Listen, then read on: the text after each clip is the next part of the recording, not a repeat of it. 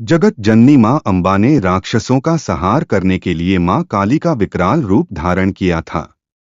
उनके इस रूप के पीछे शास्त्रों में बहुत सारी कथाएं प्रचलित हैं और पुराणों में भी इनका व्याख्यान मिलता है। आइए जाने मां के भयानक और ममतामयी स्वरूप की कथा। दारुक नामक राक्षस ने ब्रह्मा जी को प्रसन्न करने के लिए कड़ी तपस्या की। उससे प्रसन्न होकर ब्रह्मा जी ने उसे वरदान दिया कि उसकी मृत्यु केवल महिला के हाथों से होगी, अन्य कोई भी उसे मार नहीं पाएगा।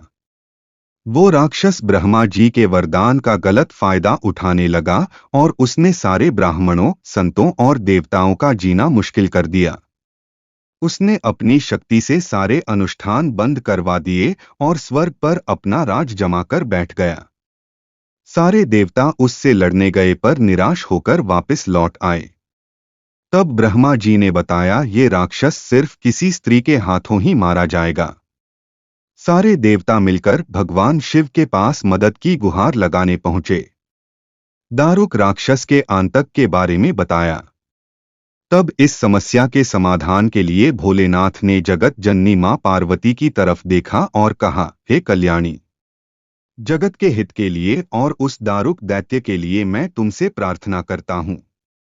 इतना सुनकर माता पार्वती मुस्कुराई और अपना एक अंश भगवान भोलेनाथ में प्रवेश करवा दिया। मां भगवती का वो अंश भगवान शिव के गले से अवतरित हुआ। भोलेनाथ ने तभी अपना तीसरा नेत्र खोला और उनके नेत्र के द्वार से मां ने भयंकर काली का विकराल रूप धारण कर लिया। उनके इस रूप को देखकर देवता व राक्षस वहां से भागने लगे।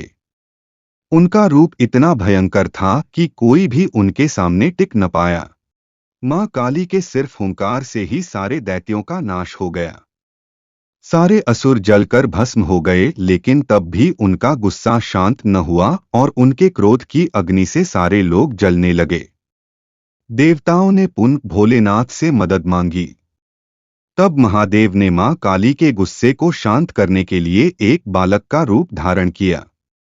उनके इस रूप को बटुक भैरव भी कहा जाता है और उस बालक के रूप में भोलेनाथ जोर जोर से रोने लगे। उनके रोने की आवाज मां काली के कानों में पड़ी।